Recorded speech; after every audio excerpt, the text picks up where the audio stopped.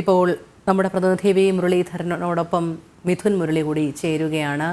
മിഥുൻ, എന്തൊക്കെ കാര്യങ്ങളാണ് അദ്ദേഹം നമ്മളോട് പങ്കുവയ്ക്കാൻ ആഗ്രഹിക്കുന്നത്?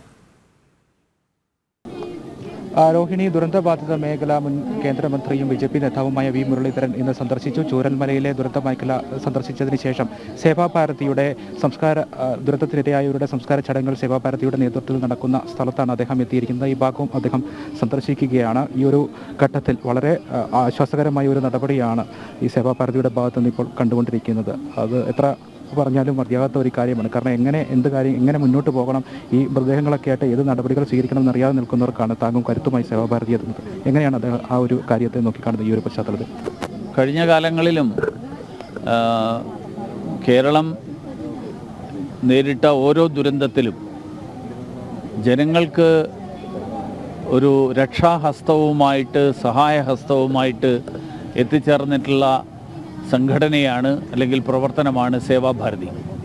ഈ തവണ വയനാട്ടിലെ ഈ ദുരന്തത്തിലും സേവാഭാരതി വളരെ സ്തുത്യർഹമായിട്ടുള്ള വിധത്തിൽ എല്ലാവർക്കും ഭക്ഷണം എത്തിക്കാൻ, ആളുകളെ രക്ഷപ്പെടുത്താൻ, അതുമാത്രമല്ല ഇപ്പോൾ ഞാനിവിടെ വന്നിരിക്കുന്നത് മേപ്പാടി മാരിയമ്മൻ ക്ഷേത്രത്തിൻ്റെ ഉടമസ്ഥതയിലുള്ള ആ ക്ഷേത്ര കമ്മിറ്റിയുടെ ഉടമസ്ഥതയിലുള്ള ശ്മശാനത്തിലാണ്.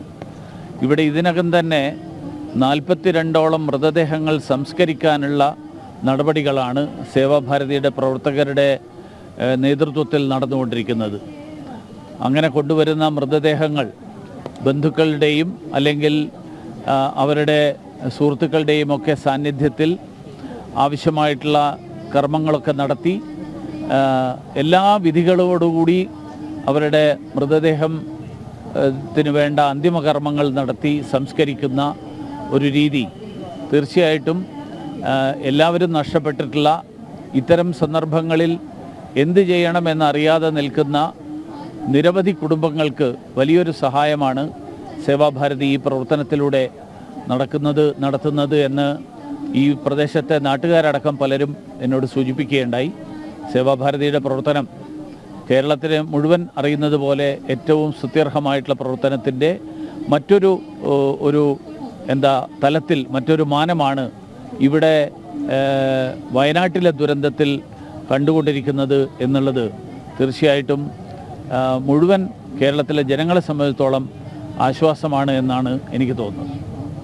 അദ്ദേഹം പറഞ്ഞതുപോലെ തന്നെ ആശ്വാസകരമായ കാര്യങ്ങൾ സേവാഭാരതിയുടെ ഭാഗത്തുനിന്ന് ഉണ്ടാകുന്നു. മൃതദേഹങ്ങൾ കണ്ടെടുക്കുന്ന സമയം മുതൽ മൃതദേഹങ്ങൾ ഇവിടെ എത്തിച്ച് ബന്ധുക്കളെ ഐഡൻറ്റിഫൈ ചെയ്ത് അത് തങ്ങളുടെ ബന്ധപ്പെട്ടവരാണ് എന്ന് തിരിച്ചറിയുന്ന ആ നിമിഷം മുതൽ അവരോടൊപ്പം നിന്ന് സംസ്കാര ചടങ്ങുകൾ പൂർത്തിയാക്കി തിരികെ മറ്റ് ആളുകളെ പ്രിയപ്പെട്ടവർ പോയ വിടവാങ്ങിയ പ്രിയപ്പെട്ട ആളുകൾക്കൊപ്പം കൂടെ നിന്ന് അവരോട് ചേർന്ന് നിന്നുകൊണ്ട് കാര്യങ്ങളെല്ലാം പൂർത്തിയാക്കുന്നതിന് സേവാഭാരതിയുടെ കൈത്താങ്ങുണ്ട്. ആ ഒരു കാര്യം തന്നെയാണ് BJP നേതാവ് വി മുരളീധരൻ ഇപ്പോൾ പങ്കുവയ്ക്കുകയും ചെയ്തിരിക്കുന്നത്. ഈ ഒരു ശ്മശാന ഭൂമി അദ്ദേഹം സന്ദർശിക്കുകയാണ്. ഇവിടെ ഒട്ടനവധി പ്രിയപ്പെട്ടവർ നഷ്ടപ്പെട്ട ബന്ധുജനങ്ങൾ നഷ്ടപ്പെട്ട ആളുകളൊക്കെയുണ്ട്. അവരെയൊക്കെ അദ്ദേഹം ആശ്വസിപ്പിക്കും. ഇവിടെ ഇരുന്ന് കാര്യങ്ങൾ ചോദിച്ചറിഞ്ഞതിന് ശേഷം സേവാഭാരതിയുടെ പ്രവർത്തനങ്ങളൊക്കെ വിലയിരുത്തിയതിന് ശേഷം അതുമായി ബന്ധപ്പെട്ട് പ്രവർത്തിക്കുന്ന സേവാഭാരതി പ്രവർത്തകരെ അഭിനന്ദിച്ചതിന് ശേഷം മാത്രമായിരിക്കും അദ്ദേഹം മടങ്ങുക. ഇനിയുള്ള ദൗത്യങ്ങൾ ഏത് തരത്തിലാണ്? പല ക്യാമ്പുകളിലേക്കും മരുന്നുകളടക്കം സേവാഭാരതി എത്തിക്കുന്നുണ്ട്. പല സ്ഥലങ്ങളിലും പരിക്കേറ്റ് കിടക്കുന്നവരെ ആശുപത്രികളിലേക്ക് വളരെ വേഗത്തിൽ എത്തിക്കുന്നുണ്ട്. പല ഭാഗങ്ങളിൽ നിന്നും ആവശ്യമായ സേവനങ്ങൾ ഉറപ്പുവരുത്തുന്നുണ്ട്. സൈന്യത്തോടൊപ്പം തന്നെ തോളോട് തോൾ ചേർന്ന് സേവാഭാരതി പ്രവർത്തകരും രക്ഷാപ്രവർത്തന ദൗത്യങ്ങളുമായി മുന്നിട്ടിറങ്ങുന്നുണ്ട്. ഒപ്പം തന്നെ പല മേഖലകളിൽ നിന്നും മൃതദേഹങ്ങൾ കണ്ടെടുക്കുമ്പോൾ ആ മൃതദേഹങ്ങൾ ആംബുലൻസുകളിൽ ബന്ധപ്പെട്ട ആശുപത്രികളിലേക്കും ബന്ധപ്പെട്ട വിഭാഗങ്ങളിലേക്കും ഒക്കെ മാറ്റുന്നതിന് പൂർണ്ണ സജ്ജമായിട്ട് സേവാഭാരതിയുടെ പ്രവർത്തകർ നിലയുറപ്പിക്കുന്നുണ്ട്. ആംബുലൻസ് സേവനങ്ങൾ ലഭ്യമാക്കിക്കൊണ്ട് ഓരോ ഭാഗത്തും മുണ്ടക്കൈ മേഖലയായാലും പുഞ്ചിരിമുട്ടത്തായാലും ചൂരൽമലയിലായാലും മറ്റ് ചാലിയാർ പുഴയുടെ വിവിധ ഭാഗങ്ങളിലായാലും ആ മേഖലകളിലെല്ലാം മൃതദേഹങ്ങൾ കണ്ടെടുക്കുമ്പോൾ തന്നെ അത് ബന്ധപ്പെട്ട ആശുപത്രികളിലേക്കും മറ്റുമൊക്കെ മോർച്ചറികളിലേക്കുമൊക്കെ മാറ്റുന്നതിനാവശ്യമായ നടപടിക്രമങ്ങളുമായി ബന്ധപ്പെട്ട പ്രവർത്തനങ്ങളുമായി സേവാഭാരതി പ്രവർത്തകർ നിലയുറപ്പിക്കുന്നുണ്ട്. അതിൻ്റെയൊക്കെ ഒരു അവസാന ഘട്ടമാണ് ഈ ഭാഗത്ത് ഈ ശ്മശാന ഭൂമിയിൽ ഉണ്ടാകുക. മൃതദേഹങ്ങൾ അവരുടെ അവരുടെ ബന്ധുക്കളോടൊപ്പം ചേർന്ന് ഏറ്റുവാങ്ങി ഇവിടേക്ക് എത്തിച്ച് പൂർണ്ണമായ ചടങ്ങുകളോടുകൂടി തന്നെ അത് പൂർത്തിയാക്കി മൃതദേഹത്തിൻ്റെ ഭൗതികമായിട്ടുള്ള കാര്യങ്ങൾ ചടങ്ങുകൾക്ക് ആവശ്യമായിട്ടുള്ള നടപടികളും പൂർത്തിയാക്കിയതിന് ശേഷമാണ്, ഭൗതിക സംസ്കാര ചടങ്ങുകൾ പൂർത്തിയാക്കിയതിന് ശേഷമാണ് സേവാഭാരതി പ്രവർത്തകർ ഈ ഒരു പദ്ധതിയുടെ ഭാഗമായി നിലയുറപ്പിക്കുന്നത്. എന്തായാലും വളരെ ആശ്വാസകരമായ ചില കാര്യങ്ങളാണ് ഇവിടെ നിന്ന് നമുക്ക് ഇങ്ങനെ ചില കാര്യങ്ങളും കാണാൻ കഴിയുന്നത്. ഉറ്റവരും ഉടയവരും നഷ്ടപ്പെട്ടു പോയവരാണ്. അവർക്ക് മാനസിക സമ്മർദ്ദത്തിൽ നിൽക്കുമ്പോൾ എങ്ങനെ മുന്നോട്ട് പോകണം, എന്താണ് ചെയ്യേണ്ടത്, ഈ മൃതദേഹങ്ങൾ ഏത് തരത്തിൽ മറവ് ചെയ്യണം എന്നൊക്കെയുള്ള വിഷമഘട്ടത്തിൽ കഴിയുന്നവരാണ് ഇവിടെ ഉള്ള ആളുകളെല്ലാം.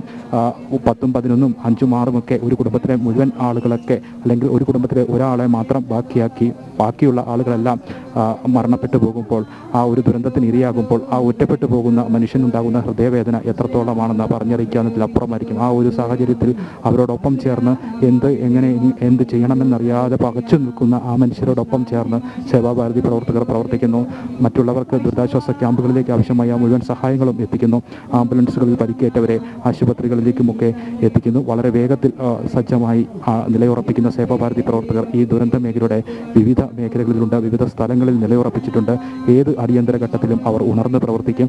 അത് പകലായാലും രാവായാലും ഏത് നിമിഷവും ഏത് അടിയന്തര ഘട്ടമുണ്ടായാലും അവിടെയെല്ലാം നിലയുറപ്പിക്കുന്ന സേവാഭാരതി പ്രവർത്തകരുടെ നിസ്വാർത്ഥമായ മനോഭാവത്തോടുള്ള ആ പ്രവർത്തനങ്ങൾ അത് അഭിനന്ദിക്കേണ്ടത് തന്നെയാണ്. കാരണം ദുരന്തഭൂമിയിൽ ദുരന്ത വാർത്തകൾ മാത്രമാണ് നമുക്ക് പറയാനുള്ളത്. ഇങ്ങനെ ചില ആശ്വാസകരമായ കാര്യങ്ങളും നമുക്ക് കാണാൻ കഴിയും, പറയാൻ കഴിയും.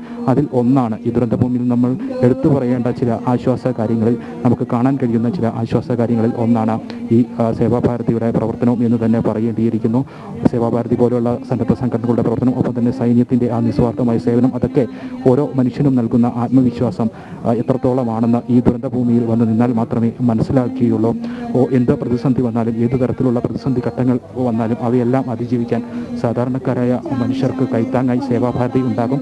സേവാഭാരതിയുടെ മുഴുവൻ സമയവും അണിനിരക്കുന്ന പ്രവർത്തകർ ഉണ്ടാകും എന്ന ഒരു ആത്മവിശ്വാസമാണ് ഓരോ മനുഷ്യനും ഇവിടെയുള്ള അതിജീവിക്കാൻ വേണ്ടി തയ്യാറെടുക്കുന്ന, ജീവിതം വീണ്ടെടുക്കാൻ തയ്യാറെടുക്കുന്ന ഓരോ മനുഷ്യനെ സംബന്ധിച്ചിടത്തോളം ഇതൊക്കെ ആത്മവിശ്വാസത്തിൻ്റെ നിമിഷങ്ങളാണ്. തങ്ങൾക്കൊപ്പം തോളോട് തോൾ ചേർന്ന് പ്രവർത്തിക്കാൻ നല്ല മനുഷ്യരുടെ കരങ്ങൾ ഉണ്ട്, ഹസ്തങ്ങൾ ഉണ്ട് എന്നുള്ള കാര്യം തന്നെയാണ് ഇതുപോലെയുള്ള പ്രവർത്തനങ്ങൾ നമുക്ക് മുന്നിലേക്ക് ഉദാഹരണങ്ങളായി, മാതൃകകളായി കാണിച്ചു തരാൻ ഉള്ളത്. എന്തായാലും വി മുരളീധരൻ, BJP നേതാവും മുൻ കേന്ദ്രമന്ത്രിയുമായ വി മുരളീധരൻ ചൂരൽമല മേഖല സന്ദർശിച്ചു. അതിനുശേഷം നമ്മുടെ പ്രതിനിധികളോട് അവിടെ നിന്നും ഈ വയനാട് മേഖലയിലുണ്ടായ ദുരന്തത്തിൽ കേന്ദ്ര സർക്കാർ ഇടപെടലുകൾ ഏത് തരത്തിലാണ് നടത്താൻ സാധിക്കുക എന്നടക്കമുള്ള കാര്യങ്ങൾ വിശദീകരിച്ചിരുന്നു. അതിനുശേഷമാണ് അദ്ദേഹം ഈ ഒരു ശ്മശാന ഭൂമിയിലേക്ക് എത്തിയിരിക്കുന്നത്. 42-ലധികം മൃതദേഹങ്ങളാണ് ഇവിടെ സേവാഭാരതിയുടെ നേതൃത്വത്തിൽ മറവു ചെയ്തത്. സംസ്കാര ചടങ്ങുകൾ പൂർത്തിയാക്കിയത് ഹൈന്ദവ ചടങ്ങുകളോടുകൂടി തന്നെയാണ് ആ സംസ്കാര ചടങ്ങുകൾ മുഴുവൻ പൂർത്തിയാക്കിയത് എന്നുള്ള കാര്യമുണ്ട്. അതിനുശേഷം മറ്റ് അനുബന്ധ ചടങ്ങുകൾ നടത്തുന്നതിനാവശ്യമായ ഭൗതിക അവശിഷ്ടങ്ങളും